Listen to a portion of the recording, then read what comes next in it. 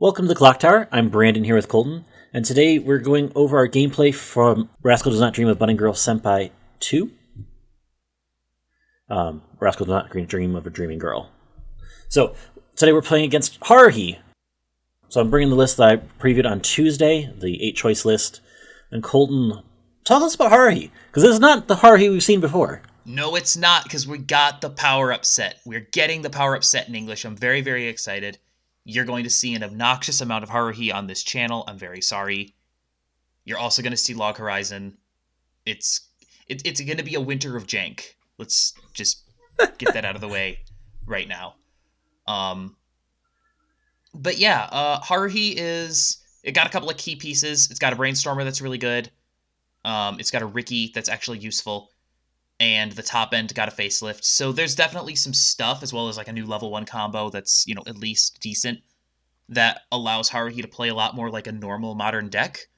So that's what we've got here. And this is all testing stuff, like there's nothing really official, but like I like what we have so far with this. It's still mostly red with some green and yellow splash for some top end pieces. Yeah, absolutely. Starting off here, I have the runner in the front. I chose to only go with one attacker here because I want to kind of slow play zero a little bit, try to build up extra resources here pretty early. Especially if I can keep you out of one, that allows me to be able to play into my zero game a little bit more. Colton now seeing that I have 2 climaxes in hand on this playthrough. Yeah. Well, I don't mind the slow play, like, as the Haruhi player. Like, for me, it's great to be, like, at level 0 for an extra turn, because I really need to brainstorm a lot.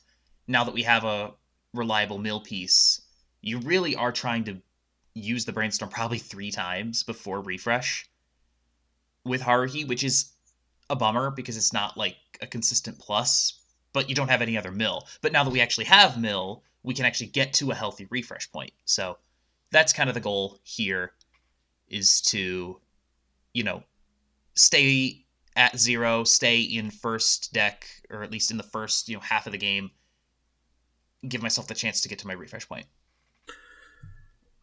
Here I'm debating on what I actually want to do here, because I would love a way to pay out the stock, but I don't actually have a way of paying that out. So currently I have a blind stock and a climax in there. So I was debating like how am I going to pay this out. I slammed the climax here in part to try to see if I can push you just a little bit more, while also clearing board. That was one of the big things too with the CX. Because while I lose my on reverse character, I'm able to still hand fix. Yeah, and you're able to pop off the memory effect as well. Yeah. Yeah, so now for me, I'm looking at a deck of 16 cards. I'm at 05, but I also know that I'm going to be out some to a certain extent, so... Well, that with my mill runner, I can also try to avoid reverses here. Mm-hmm. Yeah, like, my whole level 1 game needs reverses, so I'm not upset to be at 0 in this moment, because I know that I'm literally not going to get a reverse. Even if I had combo stuff. So I dropped the Ricky. I think I Rickied up a second Brainstormer with this, maybe? No, that's right. I Rickied up the clean cut so that I could have 3 attackers, because I know that I'm 2 out of 14 right now. So I'm basically just trying to make sure that I'm not going to take 9 on this, or 8 on the swing back. Is really what I'm after here. So I'm just going to swing into open lanes. As much as I could crash and tie your runner in that lane, I decide not to right here. I just decide I'm not worried about pushing you to a certain refresh threshold or anything like that. I'm literally just trying not to die. So trying to get my refresh point, because that's so important. If you don't hit your refresh point in Haruhi, you are in a lot of trouble. Yeah, it's kind of the same point where I'm at. I'm like, I finally have now a piece to start paying out some of that stock. But at the same time, I also like looking at the rest of my deck. I can mill through a decent amount with my combo, so I kind of just go with what I have. Yeah.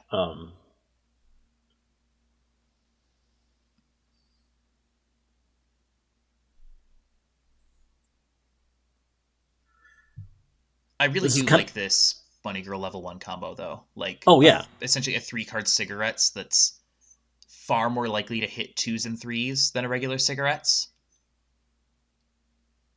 And it also has a little bit more mill power as well. Like, being able to mill 3 is really, really nice.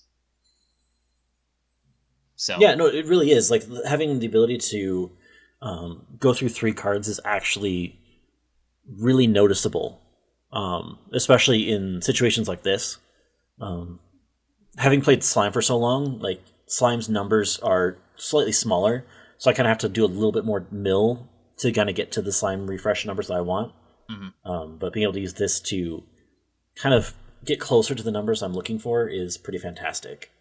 With this end of this turn, I'm now knowingly out 3 climaxes in stock as I just double trigger choice. Mhm. And I still have 1 blind stock floating in there. This is where I'm going to find out really quickly that that was also a climax. So So, I made a mistake here. I think I shouldn't have clocked in this spot. Um, because then I would have been able to, with 4 cards or 5 cards, I don't remember, in deck, been able to slam the CX, stock charge, and then get through my combo with more things to salvage. Like, it turned out fine. Like, my refresh point was a little bit worse, I think, because I decided to clock and then brainstormed. So I think it technically was a little bit worse. So maybe not the optimal line there, because I think I had 5 in deck, which would have allowed me to blind or to stock soul rather, not blind stock soul, and then triple, and then swing 3 times and then shuffle the CX back. So it would have made my compression a tiny bit better, but I don't think it would have been that big of a deal. I did trigger twice right there, so now I'm 5 out of 25. But I'm at 1-6. I hit a decent refresh point. I basically triple comboed. Like, you can treat the usual Haruhi basically like a climax combo at 1. So it feels like I have eight climax level 1s, like 8 climax combo 1s in this deck when I'm running both the level 1 combo and the usual. Like, they're very similar power numbers, and they both plus you 1. yeah. At this point in the game, I'm trying to figure out how in the world do I survive here, because you're at 1-6, I'm at 3-1. It's a pretty insurmountable lead there regarding the damage race. And I also know I'm not super compressed, so I'm trying to figure out how do I get out of the situation. I also don't have the CX to actually slam combo to try to like push damage here. So I also debate like how am I going to continue through. That's what this early play here, the 4 more early play, being able to stock charge after playing it down to effectively make the heal essentially a pay 1 as opposed to a pay 2 is also like really really good here. I do actually go with combo here so I can try to finish milling out as much as I can through this deck. And it also gives you the opportunity to salvage anything, basically. Yeah. So yeah, being 5 out of 25 here, like, I basically eat the perfectly wrong amount of damage. I end up at 2-5 here because I do cancel this. If I had gone to 3, I could have at least like slammed a Mikuru, prevented you from comboing the next turn. But as it is here, like, I could like clock myself into 3 and then Ricky myself into 3, but that's like a lot of resources in that moment. That might have Yeah. been the play long term, but that would also set me up with 5 stock for my next turn. Well, 5 stock for this turn even. Like you clock yourself to 3 this turn. Yeah, so I decide not to, and I decide to instead just make sure I pay out my stock and try to get to, as good of a defensive deck state as I can. I also know that like you've got healers. I'm not worried about, trying to push you too hard here. Like, I know you're going to take the refresh point. So I literally am just like, I'm going to side here because I can't win board. And that's Haruhi's biggest weakness now, which is an amazing sentence to say out loud. Haruhi's biggest weakness is not everything anymore. It's specifically that it's just not very big. Like, that's its primary weakness, I would say, in this contemporary meta, is that it doesn't really have that kind of removal. There's no Adachi, anything like that. So in this spot, I'm like, okay, I'm just going to get my CXs out of stock. I'm going to get my 1 reverse and push maybe a little bit of damage just to make it a little bit easier next turn in case you can't like heal down all the way. But other than that, I'm just going to side. I'm just going to get my stock. I'm going to have 7 stock. I'm going to have decent compression. And we're going to go from there. And of course, a trigger right away, which felt terrible immediately.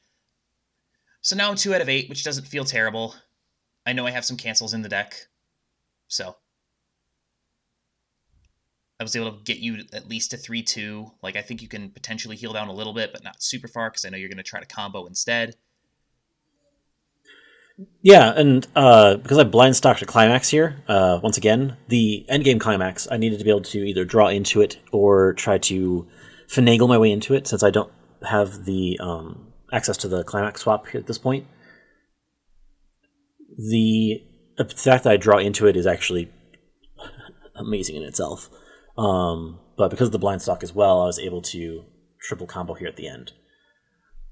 Yeah, and triple Bunny Girl combo is actually kind of spooky because it is a double Musashi. You're almost guaranteed to get some kind of damage in every lane. Even though I'm 2 out of 8, I get my 2 cancels, but then you Musashi for 4, and there's nothing I can do about that. I go into 3. I think I refreshed 5 or 6. Like, my refresh 7. Isn't terrible here. You've refreshed 7 here. I do refresh 7, yes. Like, my refresh isn't bad, but you only need to stick 4, and I need to find a way to cancel almost all of it, which just isn't going to happen. Which, I mean, to be fair, you got 5 cancels. Yeah, I canceled a lot of it. Through. Like, again, the compression was good, but that's something that a Musashi top end can do, is find a way to close a game that it otherwise wouldn't be able to get to just because of an opponent's compression.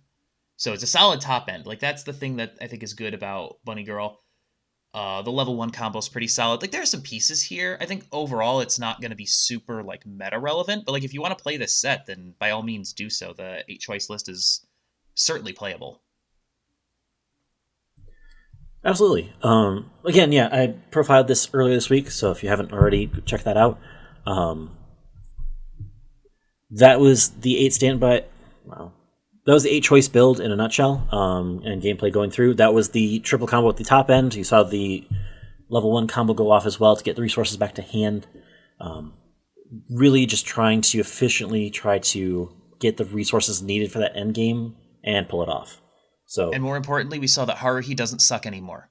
That is true. That's the big. I think that's the big takeaway here, is that Haruhi is like going to be S tier. We all need to be very excited about Haruhi becoming worlds relevant. That is 100% the takeaway here. But yeah, we will be back on Tuesday with another Clock Talk. 5 cards, 5 minutes the following Thursday. Until next time, thank you so much for joining us. Please like, share, comment, and subscribe, and have a good one. We'll see you then.